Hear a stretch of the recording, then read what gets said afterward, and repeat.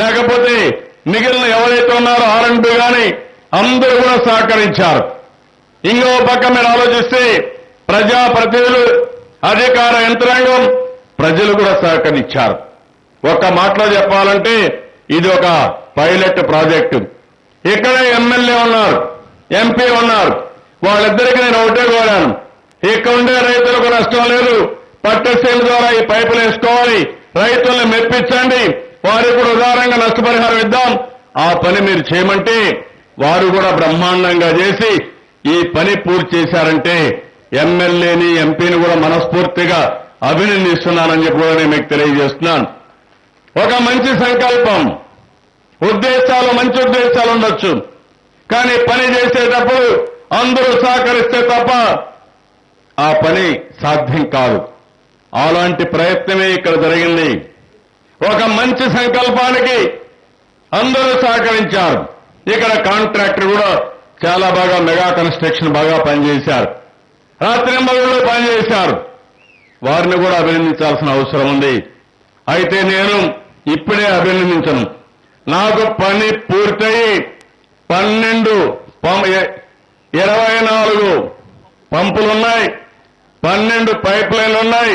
పూర్తిగా కంప్లీట్ చేసిన తర్వాతనే వాళ్ళని అభినందిస్తాను.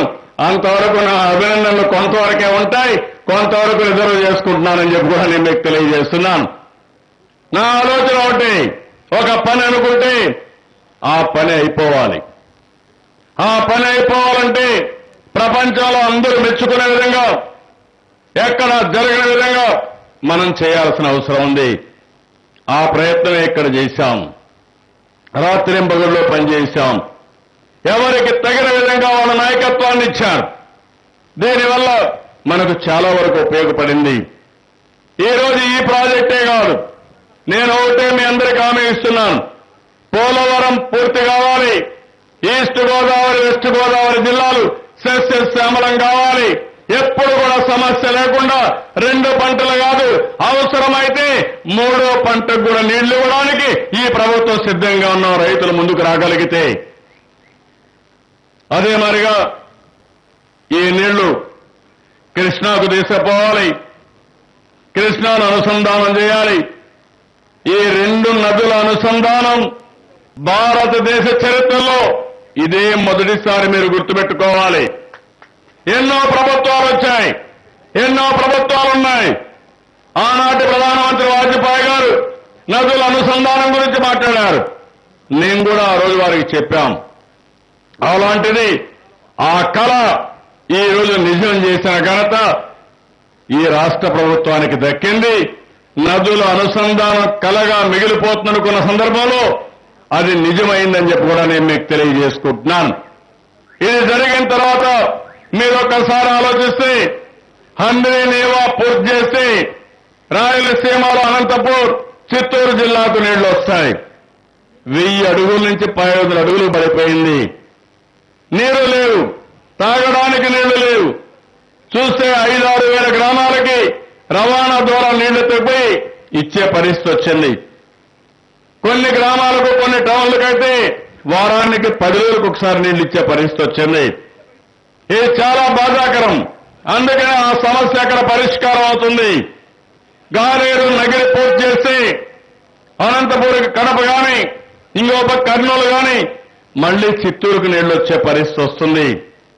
ఇక్కడ నీళ్లు మిగిలితే ఆ నీళ్లన్నీ కూడా కృష్ణాకు పోతే అక్కడ వాడే నీళ్లు పొదుపు చేసుకుని పైనుంచి రాయలసీమకు కానీ ప్రకాశం తీసుకెళ్లే అవకాశం ఉంది. వెలుగొండ ప్రాజెక్టు ఉంది, దానికి కూడా ప్రాధాన్యత ఇచ్చాం. తొందరలో పూర్తి చేస్తాం. ఆ ప్రాజెక్టు పూర్తయితే మెట్ట ప్రాంతాలైన ప్రకాశం జిల్లా మార్కాపూర్ కానీ, ఇంకో పక్కన ఆ ఏరియా అంతా కూడా బ్రహ్మాండంగా నీళ్లు వచ్చే పరిస్థితి వస్తుంది. ఇంకో పక్కన ఈ నీళ్లు మన శ్రీశైలం, సోమశిల పక్కన కందలేరు కూడా వేసే అవకాశాలున్నాయి. ఇంకో పక్క మీరు చూస్తే ఏదే తోటపల్లి రిజర్వాయర్ పూర్తి చేస్తే ఈ సంవత్సరమే 26-27 తారీఖులో విజయనగరానికి నీళ్లు ఇస్తాం. ఆ రోజు నేనే ఫౌండేషన్ వేశాను. 1.5 సంవత్సరంలో పూర్తి చేయాలంటే 10 సంవత్సరాలైంది. మనం ప్రారంభించిన పని మళ్ళీ మనమే పూర్తి చేసే పరిస్థితి వచ్చింది. ఇక్కడ తాటిపూడి ఉంది. తాటిపూడి లిఫ్ట్ ఇరిగేషన్ నేనే ఫౌండేషన్ వేశాను. ఆ రోజు 1.5 సంవత్సరంలో పూర్తి చేస్తా ఉన్నాం. 140 సంవత్సరాలకు ఒకసారి వచ్చే పుష్కరాలు. కానీ ఆంధ్రప్రదేశ్లో ఉండే ప్రతి ఒక్కరు కూడా గోదావరి నదితో అనుసంధానం కావాలి. మనకు ఇది ఒక జీవనది, జీవనాడి. ఈ గోదావరి తల్లి చల్లగా చూస్తే మనకి ఏ ఇబ్బంది ఉండదు. కాబట్టి మనమందరం కూడా అనుసంధానం కావాలని పిలిపించాను. ఈరోజు ఈ నీళ్లు తీసుకెళ్దాం, ఈ సమస్య పరిష్కారం చేద్దాం. నేను మళ్ళీ ఒకసారి కోరుతున్నాను, ఈ రాష్ట్రంలో 3 మీటర్ల నుంచి 8 మీటర్లు నీళ్లుండేట్టుగా కార్యక్రమాన్ని చేపట్టాలన్న ఆలోచన. అవసరమైతే కరువు ప్రాంతాల్లో ఉండేవారు అన్ని జిల్లాల నుంచి కొన్ని టూర్లు తీసుకొస్తాం. Pattiseema Polavaram right main canal ని ఎంత తొందరగా పూర్తి చేశాం, ఏ విధంగా పనులు జరిగాయో ఒక్కసారి చూస్తే వాళ్ళకే ఒక ఆలోచన వస్తుంది. ఇంకో పక్కన మీరు ఒకసారి చూస్తే 4-5 విషయాలు మీరు చూడండి. మొన్ననే మనం అధికారంలోకి వచ్చిన తర్వాత విశాఖపట్నంలో ఉదురు తుఫాను వచ్చింది. తుఫాను చాలా స్పీడ్గా వచ్చింది. చరిత్రలో ఎప్పుడు రాని నష్టం వచ్చింది. విశాఖపట్నం అతలాకుతలమైంది. కానీ ఆ తుఫాను పోకమునిపై నేను విశాఖపట్నానికి వెళ్లి 9 రోజులు అక్కడే ఉండి తిరిగి అన్ని పనులు చేసి వారు నార్మల్సీకి వచ్చిన తర్వాత ప్రజలందరూ కోలుకున్న తర్వాతనే హైదరాబాద్ పోయాను తప్ప ఒక్క నిమిషం కూడా వదిలిపెట్టకుండా పనిచేశాం. దానివల్ల సమస్య పరిష్కారం అయింది. గోదావరి పుష్కరాలు చూశారు, ప్రజలందరూ మెచ్చుకునేట్టుగా చేయగలిగాం. అదే మాదిరిగా ఈరోజు మీరు చూస్తే పట్టిసీమ కానీ రైట్ మెయిన్ కెనాల్ కానీ అదే స్పీడ్ లో పనిచేశాం. ఈరోజు రాజధాని కోసం భూసేకరణ కోసం ల్యాండ్ పూలింగ్ అనే కొత్త కార్యక్రమాన్ని ప్రారంభించాం. ఆ కొత్త కార్యక్రమంలో రైతులు ముందుకొచ్చి ఉదారంగా 33,000 ఎకరాలు ల్యాండ్ పూలింగ్ లో ఇచ్చారు. అభివృద్ధి చేసిన తర్వాత ప్రతి ఒక్కరికి ఎకరాకు 25 నుంచి 30 సెంట్లు ఇస్తానంటే నన్ను నమ్మి దానికి విలువ పెరుగుతుందని, వాళ్ళ భవిష్యత్తు బాగుంటుందని 33,000 ఎకరాలు ఇచ్చారు. ఈ 4 కార్యక్రమాలు ఒక స్ఫూర్తి. ఇంకొక విషయం కూడా మీరు ఆలోచించండి. మనం ఇబ్బందుల్లో ఉన్నాం, కష్టాల్లో ఉన్నాం. కానీ నేను పేదవాళ్ళని ఆదుకోవడం కోసం, రైతులను ఆదుకోవడం కోసం భగవంతుడు ఎంత శక్తి ఇస్తే అంత శక్తిని ఉపయోగించి పనిచేస్తున్నాం. పేదవాళ్ళ కోసం 200 రూపాయలు పింఛను ఒకప్పుడు, ఇప్పుడు 1000 రూపాయలు ఇచ్చాం. ఒకప్పుడు 4 నెలలకు 3 నెలలకు వచ్చేది. వికలాంగులకు 500 ఇస్తున్నాం. ఈరోజు నెలవారీగా ఉద్యోగస్తులకు జీతాలు ఏ విధంగా ఇస్తున్నామో అదేవిధంగా మీ ఇంటికి వచ్చి పంచాయత్ సెక్రటరీ 1000 రూపాయలు ఇచ్చే కార్యక్రమాన్ని ఈ ప్రభుత్వం ప్రవేశపెట్టిందంటే అది ఈ ప్రభుత్వానికి పేదవాళ్ల పట్ల ఉండే అభిమానం. ఇంకో పక్క పేదవాళ్ల కోసం 4 కేజీల బియ్యాన్ని 5 కేజీల బియ్యం చేశాం. ఆహార భద్రత కింద ఎంతమంది ఉంటే అంతమందికి బియ్యం ఇస్తున్నాం. ఎన్టీఆర్ ఆరోగ్య సేవ కింద ఈరోజు మీరు చూస్తే 2,50,000 రూపాయలు ఇస్తున్నాం.